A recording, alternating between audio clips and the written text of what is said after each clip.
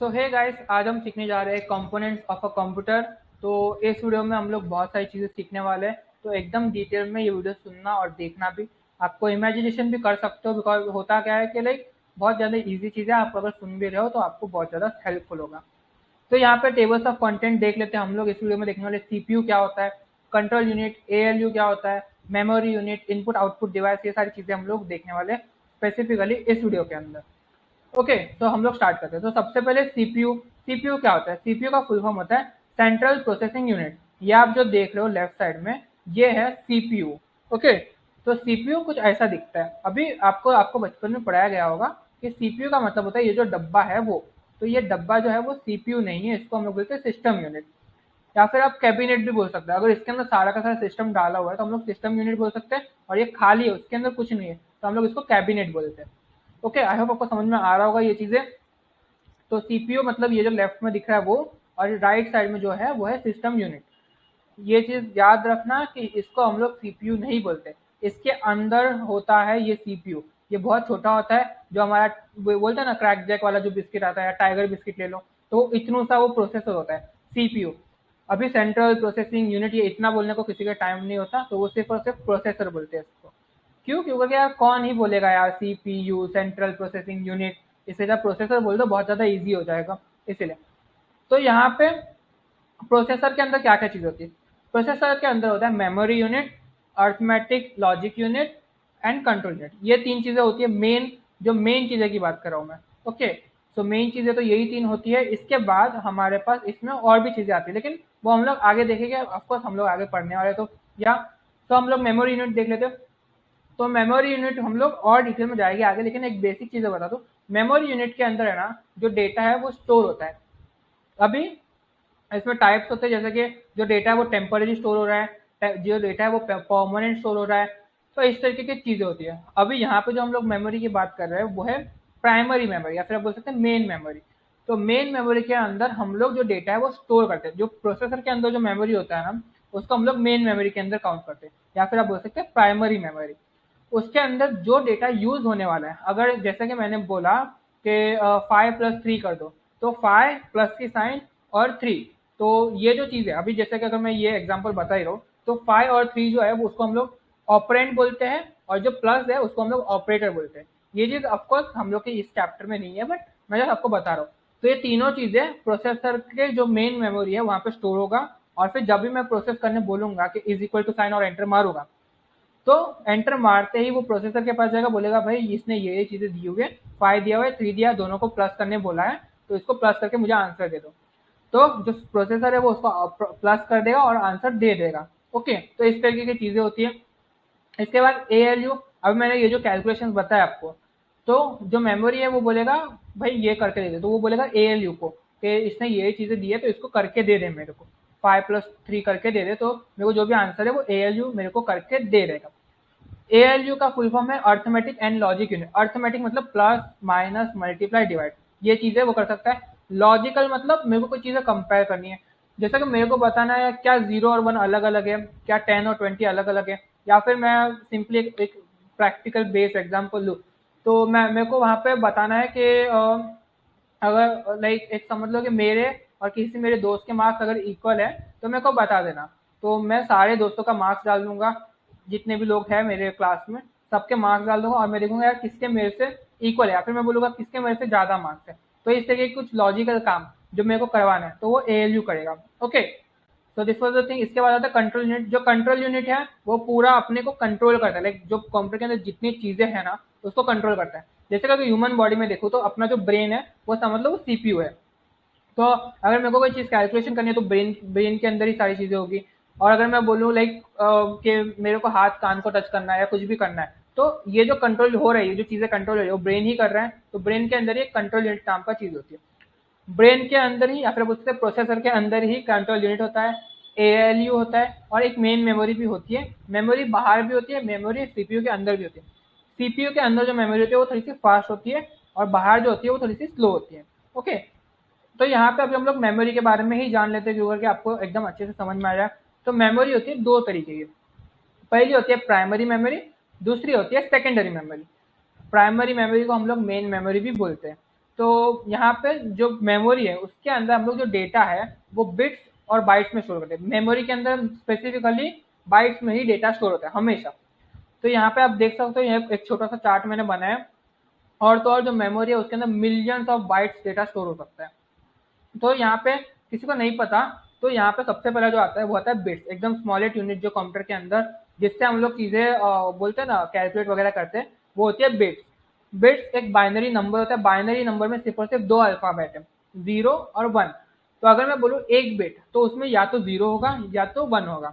अगर मैं बोलूँ दो बिट तो उसमें 0 भी हो सकता है 1 भी हो सकता है, और दोनों भी डाल सकता हूँ। दोनों के जो भी कॉम्बिनेशन बनेगी, 0 0 हो सकता है दोनों, 0 1 हो सकता है, 1 0 हो सकता है, 1 1 भी हो सकता है दोनों।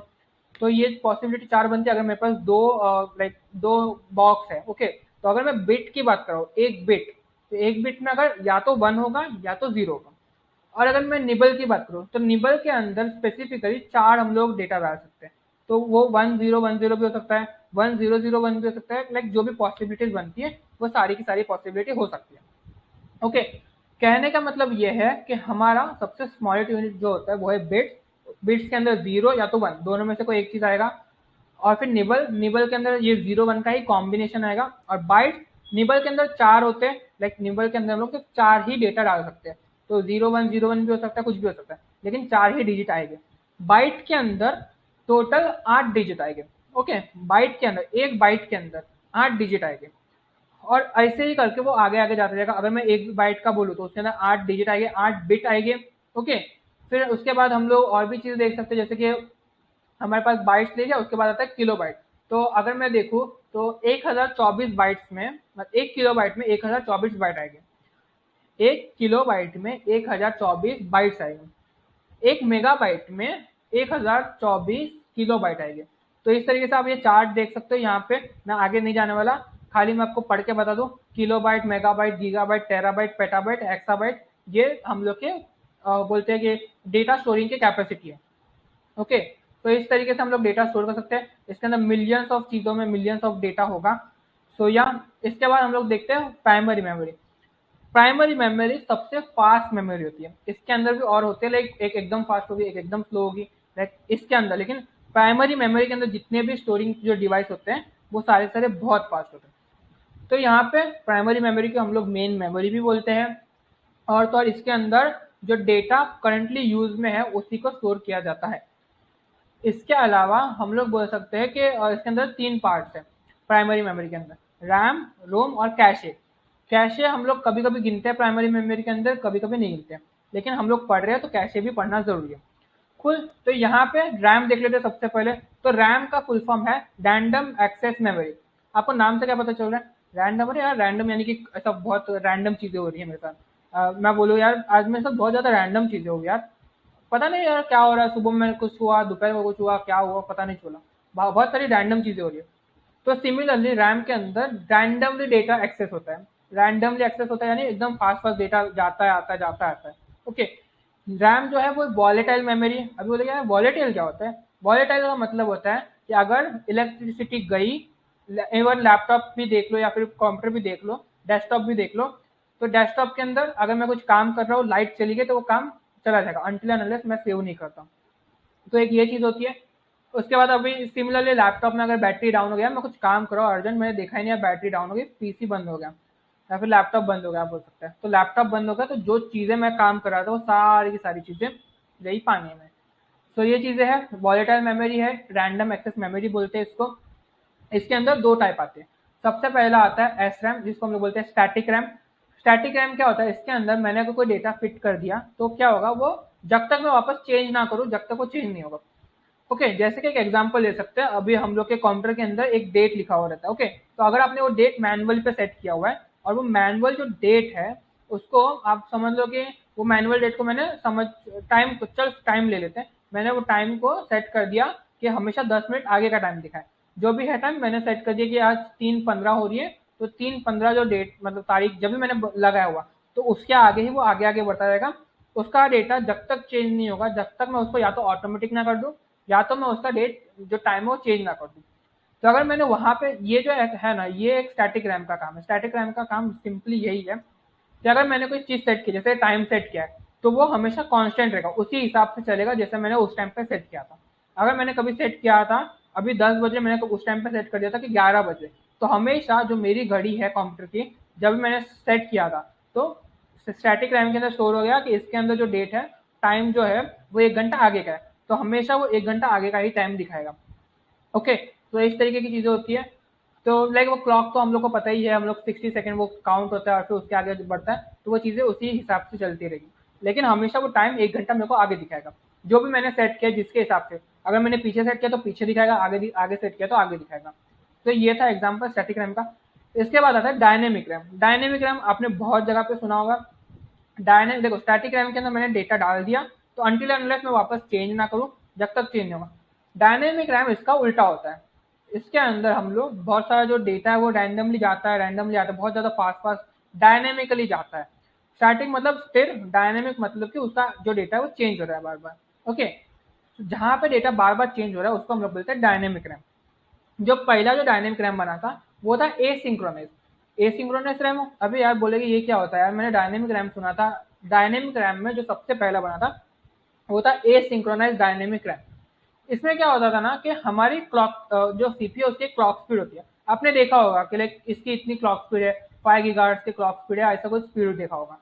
तो वो जो क्लॉक स्पीड है, आप यहाँ पे एक देख सकते हो, यहाँ पे मैंने एक इमेज भी लगाया। क्लॉक स्पीड अगर ऐसा ऐसा जा रहा है, तो अगर ए सिंक्रोनाइज होगा ना, तो क्या होगा कि क्लॉक स्पीड के हिसाब से वो डेटा इनपुट और आउटपुट नहीं करेगा। जो रैम है, जो एसिंक्रोनस रैम है, क्लॉक स्पीड के हिसाब से वो जो डेटा इनपुट और आउटपुट करेगा ना, वो उसके हिसाब से नहीं करेगा। तो ये स्लो हो जाता है, क्यों करके क्लॉक स्पीड के हिसाब से नहीं कर रहा है कि वो जब भी चाहे जब भी डेटा भेज देगा, जब भी चाहे जब भी डेटा लेगा। तो उसके साथ एक बोलते हैं ना, एक सिंक्रोनाइज वे नहीं था। तो ये एक प्रॉब्लम था उस टाइम पे, तो उसको सॉल्व किया गया एसडी रैम ने, synchronise dynamic RAM. Synchronise dynamic RAM, तो इसमें क्या हुआ कि हम लोग का जो रैम है उसको हम लोग ने क्लॉक स्पीड के साथ सिंक्रोनाइज कर दिया, जो सीपीयू के क्लॉक स्पीड है उसके साथ सिंक्रोनाइज कर दिया। अगर अभी भी किसी को क्लॉक स्पीड में डाउट है ना, तो इतना समझ लो कि सीपीयू का एक बोलते हैं ना, उसके अंदर सिंपली बेसिक क्या हो रहा है, डेटा इन डेटा आउट, यही चीजें हो रही है। तो डेटा इन और आउट का जो स्पीड है ना, उसको हम लोग क्लॉक स्पीड बोलते हैं।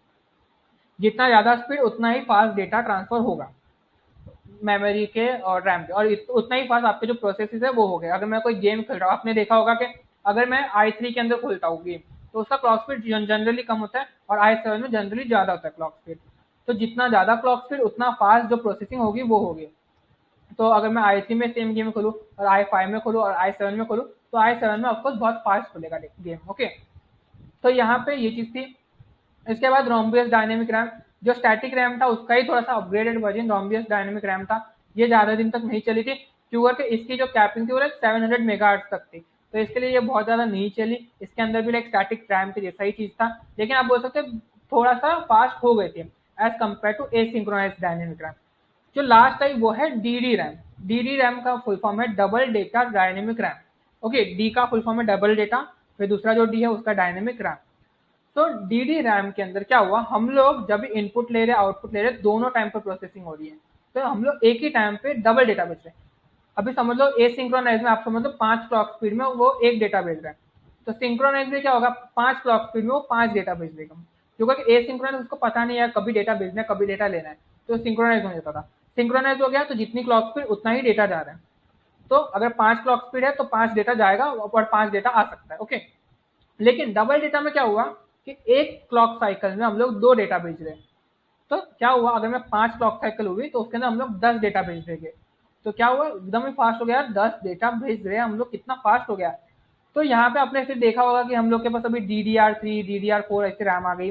तो जो DDR जो है ना वो डायनेमिक रैम का ही पार्ट है, तो हम लोग बोल रहे हैं ना DDR, तो data double data dynamic RAM, ये बात करें हम लोग। तो जितना ज्यादा फास्ट होगा उतना ही ज्यादा हम लोग के प्रोसेसिंग भी फास्ट होगी और हम लोग का मेगाहर्ट्ज भी फास्ट हो गए। तो इस हिसाब से चीजें होती हैं। तो सिंपली चीजें आई होप आपको समझ में आ गया होगा। ऑल्दो लाइक मैं कोई एनिमेशन वगैरह नहीं बता सकता, बिकॉज यार इतना मेरे पास टाइम नहीं है कि मैं सारी चीजें एनिमेशन में बताऊँ। ओके, एक बार मैं वापस से रैम को समराइज कर दूं। रैम का फुल फॉर्म है random access memory. Volatile memory होती है, यानी कि लाइट गई तो डेटा गया। इसके अंदर 2 टाइप्स होते हैं, static RAM, dynamic RAM. Static RAM के अंदर मैंने कोई डेटा सेव किया है तो वो डेटा वैसा का वैसा ही रहेगा। डायनेमिक रैम में जो डेटा है वो बार बार चेंज होता है। डायनेमिक रैम में 3 टाइप्स है, static dynamic RAM, static dynamic RAM में, सॉरी स्टैटिक बोल रहा हूँ, synchronize dynamic RAM, Rambus dynamic RAM और डबल डेटा डायनेमिक रैम। जो हम लोग का सबसे पहला बना था वो था एसिंक्रोनाइज, जो हम लोग डी रैम बोलते हैं, जो स्टार्टिंग में बना था। वो हम लोग इसमें ये कहीं लिखते नहीं कि एसिंक्रोनाइज AS D रैम, ऐसा कुछ लिखते नहीं। हम लोग सिर्फ बोलते हैं कि पहला जो था वो एसिंक्रोनाइज था, जो क्लॉक स्पीड के साथ वो लाइक कंपैटिबल नहीं था। फिर उसको सिंक्रोनाइज किया, तो इसके लिए हम लोग के पास आ गया सिंक्रोनाइज डायनेमिक रैम, एकदम क्लॉक स्पीड से एकदम परफेक्टली पैरेलली चलता था। फिर हमारे पास था रोम्बियस डायनेमिक रैम, इसके अंदर मेगाहर्ट्ज बढ़ गए, तो हम लोग का जो डेटा का आदान प्रदान था वो थोड़ा सा फास्ट हो गया, लेकिन इतना फास्ट भी नहीं हुआ। लेकिन फिर हमारे पास आ गया double data dynamic RAM, DDR RAM, DD RAM, okay DDR बोल रहा हूँ मैं। तो या ये चीज थी, DDR जो है हम लोग अभी भी यूज करते हैं, हम लोग DDR बोलते हैं ना, डबल डेटा रैम, आर का फुल फॉर्म हम लोग रैम लेते हैं। तो ये चीजें थी डबल डेटा में। सिंक्रोनाइज में हम लोग एक क्लॉक स्पीड में एक ही डेटा भेज सकते थे, लेकिन डबल डेटा में क्या हुआ, हम लोग एक ही क्लॉक स्पीड पे दो डेटा भेज सकते हैं। यहाँ पे ऊपर नीचे देख रहे हो, तो ऊपर नीचे हम लोग ऊपर जाते समय पर भी डेटा भेज रहे या ले रहे, और नीचे जाते समय पर भी भेज रहे या ले रहे। तो इस तरीके की चीजें थी। इसके बाद हमारे पास आता है रोम, ROM, रीड ओनली मेमोरी। ये नॉन वॉलेटाइल होती है, और तो और इसके 3 टाइप्स होते हैं। रोम क्या होता है ना, कि हम लोग के अंदर कोई डेटा स्टोर कर दिया, तो उसके अंदर से डेटा हम लोग इरेज नहीं कर सकते, अच्छे से इजीली इरेज नहीं कर सकते। ओके, तो इसके अंदर तीन टाइप आते हैं। पहला आता है प्रोग्रामेबल रोम, प्रोग्रामेबल रीड ओनली मेमोरी। आप बोल सकते हैं, अगर मैं रोम बोल तो रीड ओनली मेमोरी वहां पे खुद से लगा देना। ओके, सो प्रोग्रामेबल रोम, इसके अंदर मैंने एक बार प्रोग्राम कर दिया, जैसे कि हम लोग का सिस्टम में बायोस होता है, तो मैंने एक बार प्रोग्राम कर दिया तो वैसे का वैसा ही रहेगा फॉर द लाइफ टाइम, हमेशा के लिए वो वैसा का वैसा रहेगा। तो ये चीज थी। जो बायोस होता है हमारे पीसी के अंदर, वो पीरोम होता है उसके अंदर हम लोग सारा का सारा डेटा रखते हैं। जो कंपनी है वो खुद से कुछ ना कुछ डेटा डाल के भेजती है।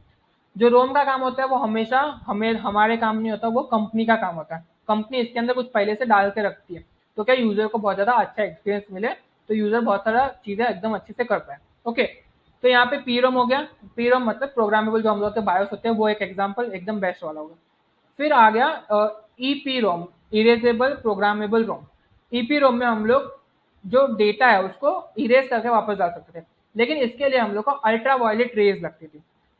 ईपी रोम में, इरेजेबल प्रोग्रामेबल रोम में हम लोग को डेटा चेंज कर सकते थे, लेकिन यूवी लाइट लगती थी इसके अंदर। यूवी लाइट से डेटा चेंज करना पड़ता, यानी कि अगर इसको कोई डेटा चेंज हो रहा है, डेटा करवाना है चेंज, तो क्या करना पड़ता, उसको कंपनी के पास जाना पड़ता। वो कंपनी से फिर कंपनी उसको उसके ऊपर यूवी लाइट डालती और उसके अंदर फिर डेटा चेंज करती। तो बहुत ज्यादा हेक्टिक चीज थी। या फिर एक सिंपल एक एग्जांपल ले लो आप, पहले नोकिया का फोन आता था, तो नोकिया का फोन या फिर कोई भी ले लो, ब्लैकबेरी का आता था, उसके अंदर एक बाय डिफॉल्ट जो स्टार्ट करते हैं वो एक बाय डिफॉल्ट चीजें होती है। ओके, बाय डिफॉल्ट जो एनिमेशन है वो आता है। नोकिया में वो हाथ मिलाने वाला आता था, वो सबको पता होगा। तो वो पहले से था, वो एक प्रोग्रामेबल रोम था। अभी यार फिर नोकिया को लगा यार अगर मैंने लोगो चेंज कर दिया तो क्या होगा, यार मैंने लोगो चेंज कर दिया तो मेरे को फिर बाद में चेंज करने का मौका ही नहीं मिलेगा, क्योंकि बाद में तो क्या होगा, वो तो बहुत ज्यादा फोन बिक चुके हैं, तो उसके अंदर हम लोग ने डाल चुके हैं, तो वापस तो नहीं कर सकते। तो उन्होंने बोला कि हम लोग इरेज करके ईपी रोम कर सकते हैं, लेकिन यहाँ पे फिर कस्टमर को आना पड़ता था, क्योंकि कस्टमर चेंज कराएगा नहीं, क्यों करके यार, क्यों ही जाएगा यार कोई कि भाई मेरे आपने ना अभी नया लोगो बनाया ना, तो मेरा फोन ये लो, मेरे को है ना इसके अंदर वो नया वाला लोगो वाला डाल के दे दो। ऐसा थोड़ी ना होता है भला। तो उसके बाद हमारे पास आया EEPROM, electronically erasable programmable ROM. Okay, so ये जो है इसके अंदर हम लोग इलेक्ट्रिसिटी से चेंजेस कर सकते थे। ओके, इलेक्ट्रिसिटी से जो डेटा का जो चेंज है वो हो सकता था। तो ये बहुत ज्यादा फास्ट हो गया, तो अभी सॉफ्टवेयर अपडेट के थ्रू ही लोग कर सकते हैं। ओके, तो दिस वाज द थिंग। ये था रोम। रोम बहुत ज्यादा इजी होता है, और तो रोम है जो है ना वो हमारे काम भी नहीं आता। तो ये चीज है, रोम मोस्टली 99% ऑफ द केसेस में, या फिर बोल सकते हैं 100% केसेस में कंपनी के काम ही आता है। और रोम का एक एग्जांपल ले सकते हैं हम लोग का वॉशिंग मशीन। वॉशिंग मशीन के अंदर प्रोग्राम करके रखा रहता है सारी चीजें, हम लोग इरेजेबल प्रोग्रामेबल रोम बोल सकते हैं, या फिर electronically erasable programmable read only memory. ये जो चीजें वॉशिंग मशीन में आप बोल सकते हैं यूज हो रही है, तो हम लोग ने इलेक्ट्रिसिटी से वो सेट कर दिया कि यार इतना टाइम होगा, इतना टाइम होगा, तो हम लोग ने सेट कर दिया, तो वो सेट करने के बाद वो उधर ही रहेगा। और तो और इसके अंदर जो डेटा है वो डिलीट नहीं होता अगर लाइट चली गई तो। वॉशिंग मशीन में आपने देखा होगा, अगर मैंने कुछ सेट कर दिया है, अगर मैं 10 मिनट सेट किया, इवन ओवन में भी देख लो, अगर मैंने 10 मिनट सेट किया हुआ है तो 10 मिनट बाद वो जो डेटा है लाइक जाएगा नहीं, सॉरी मैं गलत बोल रहा हूँ। तो 10 मिनट बाद अगर बीच में लाइट चली गई, 5 मिनट में समझ लो लाइट चली गई, तो वॉशिंग मशीन बंद हो जाएगा, तो वॉशिंग मशीन बंद हो जाएगा तो एक वहां पे से ही फिर वो वापस कंटिन्यू होगा जब भी लाइट आएगी। तो होता क्या है, इसको याद रहता है, रोम को याद रहता है, रैम को याद नहीं रहता है, लाइट गई बात गई।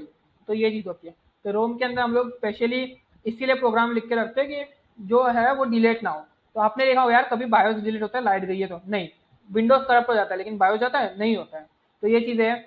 इसके बाद हमारे पास में कैशे। कैशे मैंने आपको बताया कि हम लोग के बुक में दिया हुआ है, बट ठीक है, लाइक आपको कुछ जगह पे मिलेगा कुछ जगह पे नहीं मिलेगा। कैशे आप समझ लो एक तरीके से बफर है बिटवीन प्रोसेसर एंड रैम। अभी समझ लो अगर मैं बताऊं कि रैम की स्पीड है 10, एक एग्जांपल लेते हैं, रैम की स्पीड है 10, प्रोसेसर की स्पीड है 3, प्रोसेसर की स्पीड है 3, तो 10 और 3 यार कितना बड़ा डिफरेंस हो गया। तो बीच में कोई तो लगेगा, तो समझ लो कैशे बीच में आ गया, उसकी स्पीड है 5। तो कैशे का यूजुअली काम क्या होता है, आपने देखा होगा कि फोन के अंदर कैशे वगैरह भर जाता है, इवन पीसी में भी कैशे भर जाता है। तो यहाँ पे होता क्या है ना, कि हम लोग का जो भी रैंडम, अगर मैं कुछ सर्च करता हूँ, जैसे कि आप यूट्यूब पे सर्च करते हैं आयुष शाह, तो आप सिर्फ ए वाई लिखोगे ना तो आपको मेरा नाम आ जाएगा। सिमिलरली आप अगर कैरी मिनाटी को सर्च करते हो तो आपने सी ए लिखोगे तो आपको कैरी मिनाटी दिखा देगा वो। तो जैसे जैसे आप सर्च करते हो ना तो उस हिसाब से कैसे देख लेते हैं यार, ये है ना, ये बंदा बहुत ज्यादा ही सर्च करा है, ये बंदा यूट्यूब पे बहुत ज्यादा है, तो जैसे वो वाई टाइप करे ना हम लोग यूट्यूब दिखा देते हैं उसको। तो क्या करते हैं, आप वाई टाइप करते हैं एंटर करते हो, बहुत ज्यादा लोगों को आदत जाती है। जैसे कि मेरे को वाई टी लिखूंगा और एंटर मारने की आदत हो गई है, तो मैं अगर वाई टी लिखता हूँ तो होता क्या है कि वो यूट्यूब ही खोलता है। तो ये चीजें अच्छी हो जाती है। तो कैसे क्या करता है, याद करके रख लेता है कि ठीक है यार ये जो है ना ये बार बार इस जगह पे जा रहा है, तो वो याद करके रखता है कि इसको यहाँ पे भेजना, अगर वो ये टाइप करे तो यहाँ पे भेजना है, यानी कि स्टार्टिंग के कुछ लेटर्स टाइप करे तो उसको यहाँ पे भेजना है। और तो और ये जो है, जो हम लोग का प्रोसेसर है वो सबसे पहले चेक करता है कि कैशे के अंदर इसका डेटा है कि नहीं। इनफैक्ट अगर आपने देखा होगा कि आप बहुत ज्यादा ही अलग अलग वेबसाइट पे जाते रह रहे हो, दिन के 1000 वेबसाइट खोल रहे हो, फिर अगले दिन और 1000 अलग वेबसाइट खोल रहे हो, तो वो लाइक कैशे फुल हो जाता है। बोलता है यार ये बहुत बार जा रहा है, अलग अलग वेबसाइट पे जा रहा है, क्या इसको स्टोर करवाना है, तो फ्रीक्वेंट डेटा तो उसको मिलेगा नहीं अच्छे से, तो फिर वो बोलेगा यार कैशे क्लियर कर लो, क्यों करके लाइक कैशे ऑलमोस्ट फुल जाता है। इसके अंदर भी 3 लेवल होते हैं, लेवल 1, लेवल 2, लेवल 3, बट उसके बारे में हम लोग अभी बात नहीं करेंगे। बट एक ऊपर ऊपर से समझ लो कि कैशे एक मिडल मैन का जैसा है प्रोसेसर और रैम के बीच में, क्योंकि रैम की स्पीड कैशे से कम होती है, कैशे बहुत ज्यादा फास्ट है, इससे फास्ट भी चीजें होती है जो प्रोसेसर के अंदर होती है। तो लेकिन हम लोग उसकी बात नहीं करेंगे अभी फिलहाल, बिकॉज वो हमारे यहाँ पे है नहीं, इसीलिए। तो कैशे आप समझ लो कि रैम से ज्यादा फास्ट होती है, तो कैशे के अंदर अगर कोई डेटा स्टोर हो जाता है तो वो बहुत ज्यादा फटाक से एक्सेस कर लेता है। सो या दिस वॉज द थिंग। इसका एक एग्जाम्पल बताओ तो समझ लो मैं कोई काम कर रहा हूँ, मैं कोई डेस्क पे बैठा हूँ, तो मैं और मेरे पास बहुत, मैं बुक रीड करने बैठा हूँ, समझ लो मैं बुक रीड करने बैठा हूँ डेस्क के ऊपर, और यहाँ पे बहुत बड़ी इससे लाइब्रेरी, लाइब्रेरी में गया हूँ, डेस्क के ऊपर बैठ के मैं पढ़ना चाहता हूँ। तो मैंने एक बुक लेके आया जो सेल्फ है उससे, और फिर मैं उसको पढ़ना स्टार्ट कर दिया। मैंने वो बुक खत्म कर दी तो मेरे को वापस जाना होगा वो डेस्क तक, और फिर वापस दूसरी बुक लाना होगा। तो मैं ये करूंगा, या फिर मैं क्या करूंगा, मेरे को 2-3 बुक पढ़नी है, मैं लेके फिर डेस्क पे रख लूंगा, फिर एक एक बुक खत्म कर दूंगा और फिर साइड पे रख दूंगा, फिर दूसरी लूंगा साइड पे रख दूंगा खत्म करके। तो इस तरीके से क्या, मैंने 4-5 बुक पढ़ ली, बहुत ज्यादा फास्ट हो गई।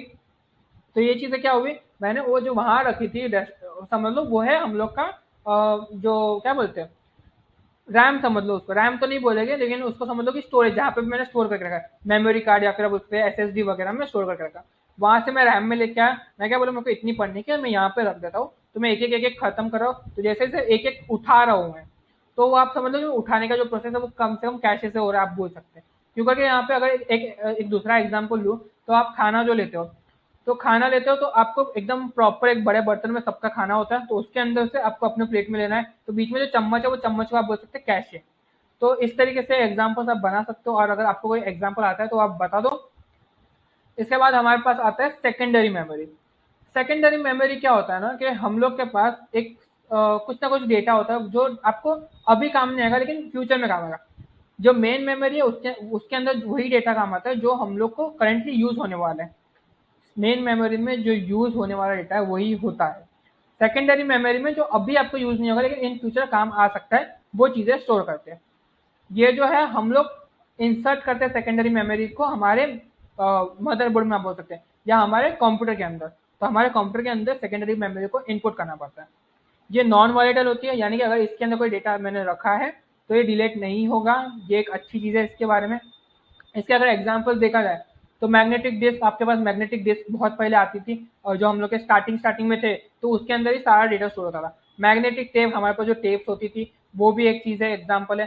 फिर ऑप्टिकल डिस्क में हमारे पास दो टाइप आते हैं, फ्लॉपी डिस्क और हार्ड डिस्क। तो इसके अंदर हम लोग के पास मूवेबल डिस्क होती है, उसके अंदर हम लोग डेटा स्टोर और रीराइट करते थे, लाइक रीड एंड राइट करते थे। तो वो एक अच्छी चीज थी। हार्ड डिस्क अभी कुछ टाइम पहले ही थी, उसके अंदर हम लोग डेटा को इनपुट करते हैं और आउटपुट लेते हैं। फिर हमारे पास होता है सीडी रोम आप सबने यूज किया होगा यार, कॉम्पैक्ट डिस्क। हम लोग लाइक मेरे को अभी भी याद है, यहाँ पे मिलती थी 10 रुपए के, अगर आपको लाइक एक बार आपको उसके अंदर डेटा राइट करना है तो।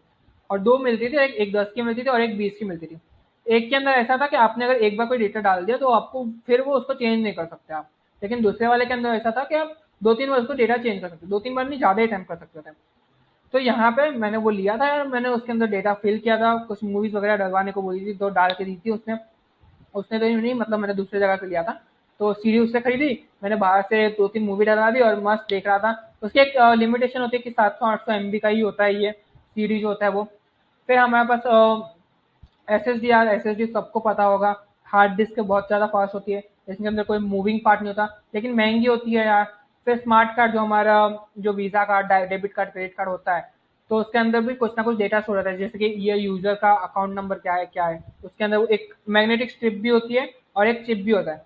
तो चिप के अंदर भी डेटा होता है, वो मैग्नेटिक स्ट्रिप के अंदर भी। तो जब भी आप स्लाइड करते हो तो कैसे वो डेटा वो ले लेता है, तो वो स्लाइड के अंदर भी होता है और वो चिप के अंदर भी होता है। चिप वाला ज्यादा सिक्योर होता है, क्योंकि स्लाइड वाला क्या होता है कि उसका अगर वो स्लाइड खराब हो गई तो वो यूज नहीं होता है, वो खराब हो जाता है टेक्निकली कार्ड। तो वो ज्यादा चीजें हैं। इसके बाद हमारे पास क्लाउड स्टोरेज आ गया।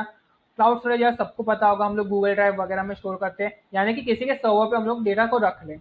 ओके। फिर हमारे पास होता है फ्लैश मेमोरी, जैसे कि पेन ड्राइव, मेमोरी कार्ड, ये सबने यूज किया होगा। मेमोरी कार्ड आपको जब भी पीसी में विंडोज, सॉरी पेन ड्राइव आपको जब भी पीसी में विंडोज डालना है तो पेन ड्राइव यूज होता ही होता है, और भी बहुत सारी चीजें। तो इतना चीजें थी।